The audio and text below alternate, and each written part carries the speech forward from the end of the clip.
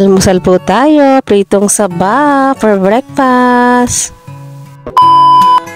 Kagabi pa lang ay aking inayos na yung aking mga lalaban. Katulad pa rin ng ginagawa natin, hinihiwalay natin yung mga dicolor puti at mga pantalon at underwear.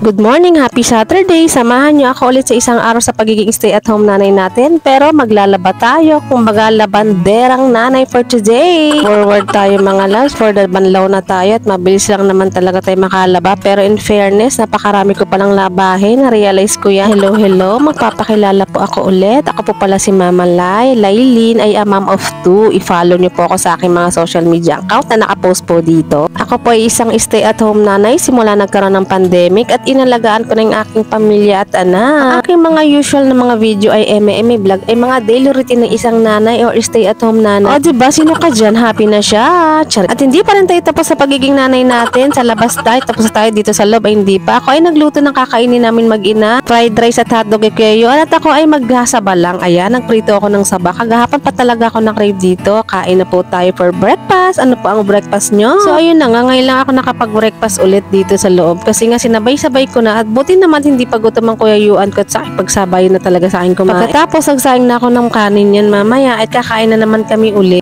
Dilatan lang kay Kuya Yuan, repeat na sopas lang sa akin. Kasi nga mga loves, pag Sabado hindi po talaga ako nagluluto ng mga special na pagkain. Kasi nga at ako'y pagod at napakasakit ng likod. At dahil si S nanay ako at talagang ramdam ko ang aking kirot sa likod. Ayun na nga po, ako ay maghugas na muna ng pinagkainan namin. Nakakain na po kami ng lunch niyan. Ano po ang lunch ninyo? Usual po talaga, maaga kami kumakain mag-ina at para maaga makapagpahinga. Mamaya, feeling ko ay uulan na naman dito sa Cavite ay pinasok ko na ang mga tuyo. Halos lahat naman sila ituyo na. O siya, hanggang dito na lang mga love. Pagpapahinga muna ang mga person. Salamat sa panonood. I-follow niyo po kami sa aming mga social media account.